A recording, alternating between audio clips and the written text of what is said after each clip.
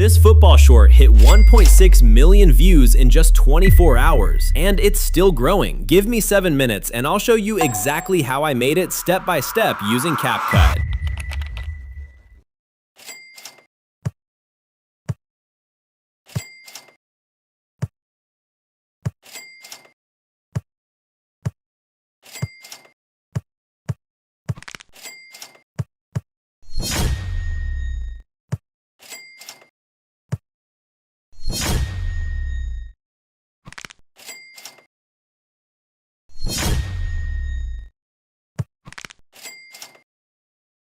Let's get to work. Since the idea of this short is player versus player, we first need to watch the match and identify the exact moments where they face each other. Start by downloading the full match from this Telegram channel or any source you prefer. I personally recommend Telegram because it's simple and offers high quality. Once the match is downloaded, we move on to cutting the clips we need. This stage requires focus and patience. It can honestly be a bit tiring, but the result will be worth it, so don't worry about that. For future projects, here's a small tip. While watching the match, whenever you spot an important moment, take 1 minute to write down the exact timestamp in your notes or anywhere convenient. This will save you a lot of time and effort when searching for the best highlights later. That's exactly what I do, and this simple habit makes a huge difference. Now, as you can see, I've already cut the video the way I want. Next, I change the video format to 3:4 and make sure that each clip does not exceed 3 seconds to protect the short from copyright issues. All the clips I selected are from the main camera angle, except for 3 shots where I added closer angles to grab the viewer's attention. Now, I start positioning the players inside the frame using keyframes. In the final clip of the short, I place each player's face on one side of the screen. I also use this horizontal line to balance them properly. That's everything for the cutting stage. Now we move on to the step that will save you from copyright problems.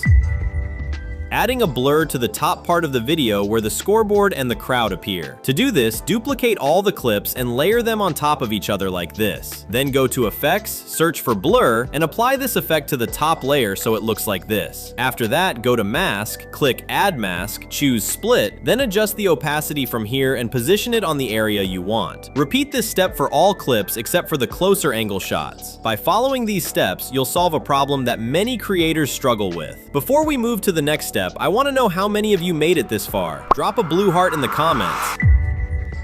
Now we add a very short text as a hook so the viewer instantly knows what they're about to watch. It should be extremely quick, no more than 2 seconds. In my case, I used Olis versus Carreras. Just a simple, clear, and direct phrase. Next, we move on to editing the text. I use the font Arial Narrow Bold. It looks clean and distinctive. Then I add a few effects. Glow with intensity set to 35 plus a shadow. I also apply a typing animation, letter by letter. Unfortunately, this feature is now paid, but it looks great. I chose Bouncy Bling because it's the closest to the style I want. After that, I pick the color I like and place the text in the right position.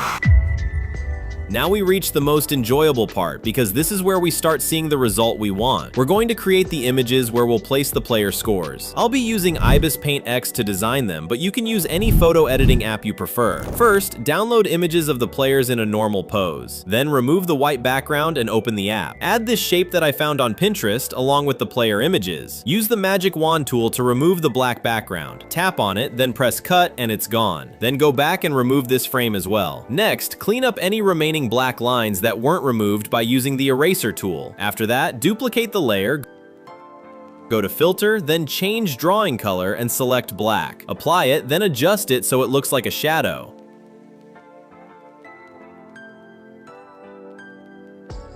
Now duplicate the black layer again and apply a Gaussian blur.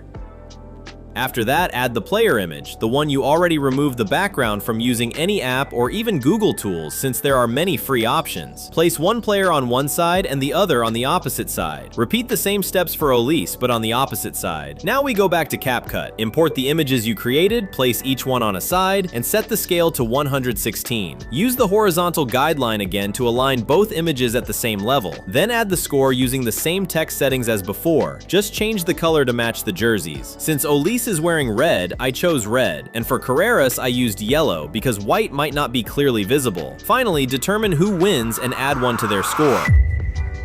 Now let's move on to sound and visual effects that make the video much more engaging. We start with the keyboard sound effect, syncing it with the typing animation. Then I add a full red screen along with its sound effect, making sure both the red image and the sound have the exact same duration. After that, I go to mask, choose circle, soften the edges, and place it exactly over Elise's face. Then I use keyframes on blend, starting at 100 and ending at 0. I copy and paste this every time Elise gets a point. I repeat the same process for Carrera's, just changing the red color to yellow. Next, I add the music and choose a moment where the beat drops. I place that drop at the end of the clip for maximum impact. Then I reuse the red screen effect in another way. When Carrera's pushes Elise, I create a hit effect. I remove the mask, scale up the image, and add keyframes, from 30 at the start to 0 at the end. Then I go to effects, choose shake, set the speed to 20 and strength to 13. I duplicate this effect and place it in other moments where there's contact. For the close angle shots, I add matching sound effects along with a light flash effect using a white screen. I simply duplicate the red screen, place it exactly over the sound, extend its duration slightly, and add a ball sound effect whenever the player touches the ball.